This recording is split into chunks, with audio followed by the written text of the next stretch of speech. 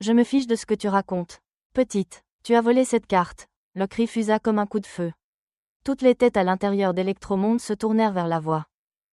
Derrière le comptoir se tenait Catherine Vidal, la gérante du magasin, une femme avec une grimace permanente et le genre de colère cassante qui n'avait plus nulle part où aller sinon vers l'extérieur.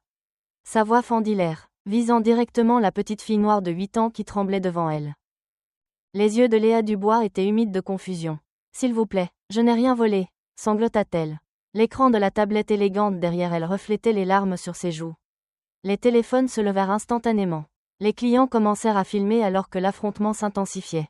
« Cet enfant n'a rien à faire ici », cria quelqu'un. « Appelez la police », hurla un autre. Mais ce qu'aucun d'eux ne savait, pas même Catherine, c'est que dans seulement 5 minutes, sa vie était sur le point de s'effondrer. Parce que cette petite « voleuse » qu'elle humiliait n'était pas l'enfant de n'importe qui. Revenons en arrière. 45 minutes plus tôt, Léa était entrée dans le magasin avec un sourire si large qu'il aurait pu éclairer les allées. Elle portait une robe rose, des baskets lumineuses et tenait la carte American Express noire de sa mère à 2 mains comme un trésor. C'était presque son anniversaire, et sa maman lui avait dit qu'elle pouvait enfin choisir sa propre tablette. Comme une grande personne. Léa n'était pas n'importe quel enfant. Elle était intelligente, polie, d'une curiosité sans fin, le genre d'enfant qui demandait comment les jeux étaient créés au lieu de simplement y jouer. Sa mère, la docteure, Sophie Leroy, lui faisait entièrement confiance. Mais la femme qui l'observait de l'autre côté du magasin ne voyait ni l'éclat ni l'innocence. Catherine Vidal ne voyait que la couleur de peau.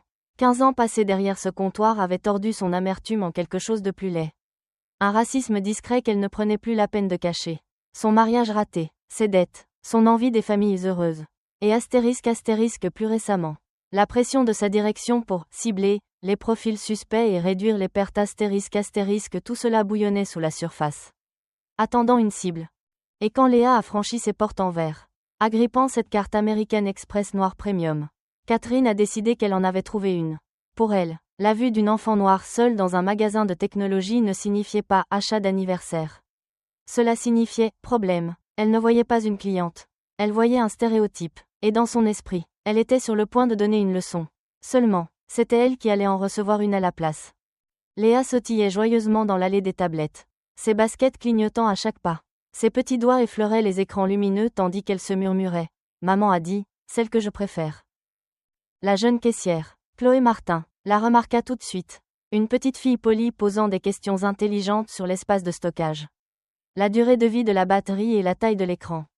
Chloé sourit, impressionnée. Tu es une cliente très intelligente, dit-elle chaleureusement.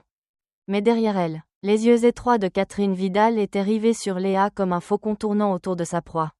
La gérante amère se pencha sur le comptoir, sa mâchoire se crispant. Dans son esprit raciste, cela n'avait aucun sens. Une fillette noire de 8 ans seule avec une carte que la plupart des adultes ne pouvaient pas obtenir. Les talons de Catherine claquèrent sèchement lorsqu'elle traversa le magasin. « Où sont tes parents, petite ?» demanda-t-elle, son ton déjà hostile. Léa cligna des yeux vers elle. « Ma maman est au travail, » dit-elle doucement. Elle m'a dit que je pouvais choisir ma tablette d'anniversaire. Elle m'a donné sa carte spéciale pour payer. Carte spéciale, ricana Catherine, tendant la main. Laisse-moi voir ça. Léa, toujours polie, la lui tendit. La carte American Express noire brillant sous les lumières du magasin. Les lèvres de Catherine se retroussèrent de dégoût. Tu t'attends à ce que je croie que tu as la permission d'utiliser ceci, dit-elle. Sa voix montant. Les clients se retournèrent. Les téléphones sortirent. Je ne mens pas, murmura Léa. La voix tremblante. Maman me l'a donné. Quel est le nom de ta mère? Où travaille-t-elle? Comment puis-je savoir que tu n'as pas volé ça? Catherine insistait. Tirant des questions comme des balles. La lèvre inférieure de l'enfant trembla. Je ne suis pas censée parler du travail de maman à des inconnus. Bien sûr que non, lâcha Catherine. Moqueuse, parce que tu n'en as pas. Tu l'as volé. S'il vous plaît, non, pleura Léa. Maman a dit que c'était bon. Le magasin devint tendu et silencieux.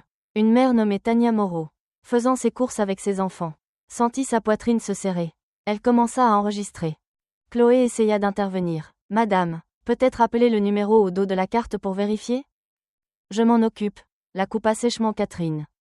Léa, désespérée maintenant, sortit son téléphone rose. Je peux appeler maman. Vas-y, sourit Catherine d'un air suffisant. Voyons cette mère imaginaire. Léa composa avec des doigts tremblants. Une sonnerie. 2, 3, messagerie vocale. Catherine croisa les bras assez fort pour que tout le monde entende. Tu vois, Pas de réponse. Parce que tu l'as volé. Les yeux de la petite fille se remplirent à nouveau. Non, je promets. Section interlude, à supprimer pour la version française. Comme demandé par l'adaptation du style storytelling. Et à travers la ville. Le téléphone de sa mère était en mode silencieux pendant la réunion la plus importante de sa vie. Plus Léa restait là, tremblante, plus la voix de Catherine devenait forte. Tu as pris cette carte sans permission, n'est-ce pas? Aboya-t-elle, s'assurant que chaque client à portée de voix pouvait entendre. Le mot astérisque voleuse astérisque fusa dans l'air comme une arme. Léa secoua la tête si fort que ses tresses rebondirent. Non, maman a dit que je pouvais. Je n'ai rien volé. Sa voix se brisa. Quelques clients murmurèrent avec malaise. Mais d'autres hochèrent la tête en accord avec Catherine.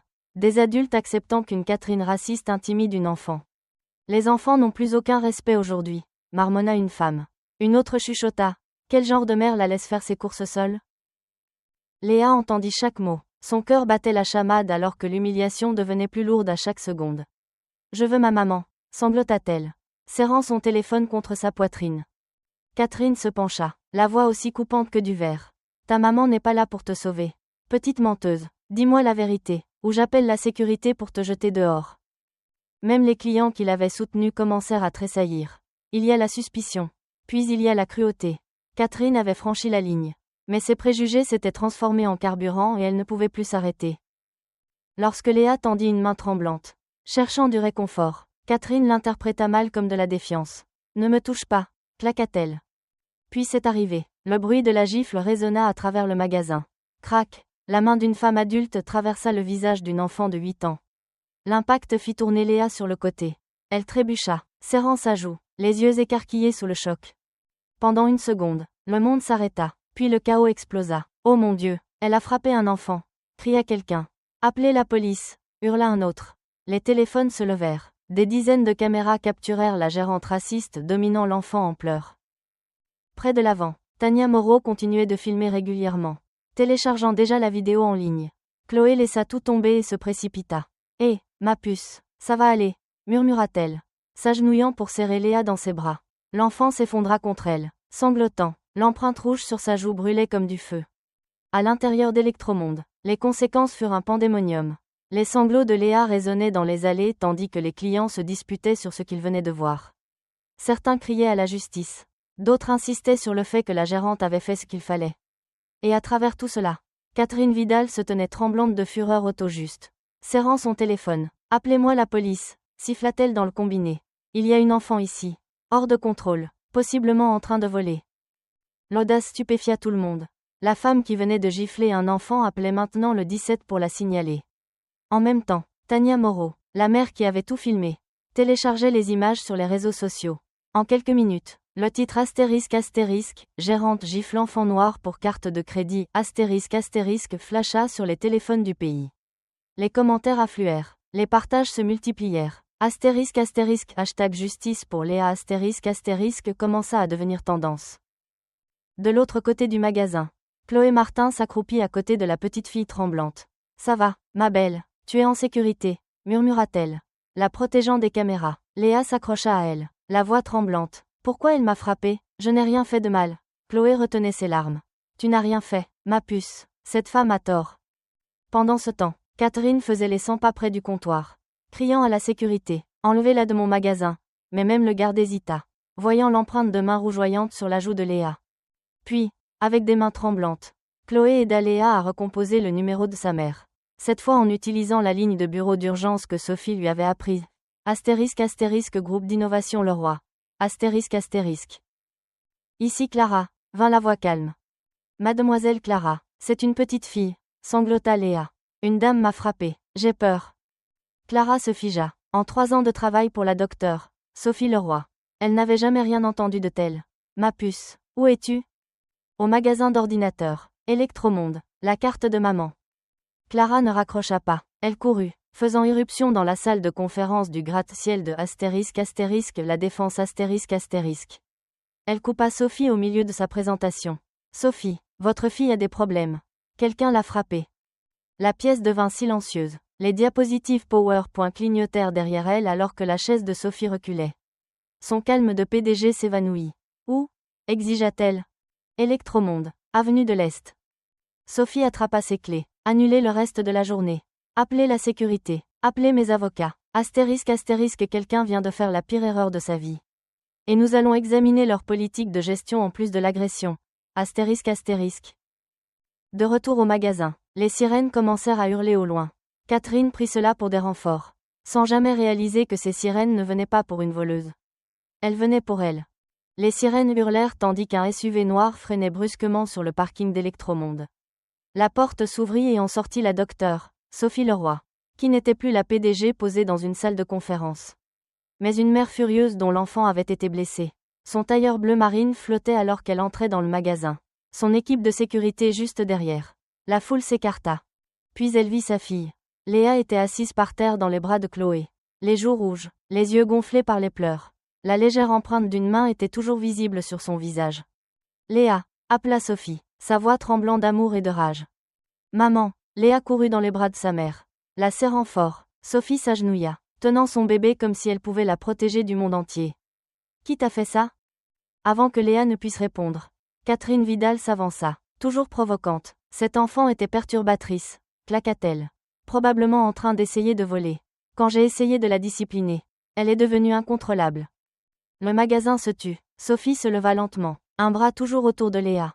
Sa voix devint d'un calme si froid qu'il aurait pu briser du verre. Vous avez discipliné ma fille de 8 ans? Elle avait une carte de crédit qui n'était pas la sienne, répondit Catherine avec suffisance. J'en avais le droit. Le droit d'agresser une enfant? Le ton de Sophie coupa ses mots. Les portes s'ouvrirent à nouveau. 2 officiers entrèrent, dirigés par l'officier Cédric Moreau. Madame, nous avons reçu un appel concernant un incident de vol à l'étalage, dit l'un d'eux. Puis il vit le visage taché de larmes de Léa. Que s'est-il passé ici? Sophie lui tendit son permis et sa carte de visite. Docteur, Sophie Leroy, PDG du groupe d'innovation Leroy. Ma fille a été agressée en votre présence de témoins et de caméras. Mark Simon, le gérant adjoint, pâlit, il reconnut le nom, l'entreprise qui possédait tout le complexe commercial. Oh mon Dieu, murmura-t-il. L'officier Moreau se tourna vers Catherine. Madame, avez-vous frappé cet enfant? Je l'ai discipliné de manière appropriée. Donc, vous l'admettez? Les mots de Catherine moururent dans sa gorge alors que l'officier tendait la main vers ses menottes. Sophie lui fit face, la voix ferme, mais létale. Astérisque astérisque, vous n'avez pas seulement frappé ma fille. Vous avez frappé chaque enfant qui a déjà été jugé à cause de la couleur de sa peau ou de l'endroit d'où il vient. Et cela se termine aujourd'hui. Mes avocats vont s'assurer que non seulement votre acte est puni, mais que les pratiques managériales qui vous ont incité à profiler des clients soient démantelées. Astérisque astérisque. Les menottes se sont enclenchées. Les téléphones ont enregistré. La foule a applaudi. Justice pour Léa était arrivée. Et tandis que Catherine Vidal était menée à l'extérieur, humiliée et vaincue, Sophie murmura à sa fille, tu vois, ma puce, le monde a vu ce qui s'est passé. Et maintenant, nous allons nous assurer que cela n'arrive plus jamais.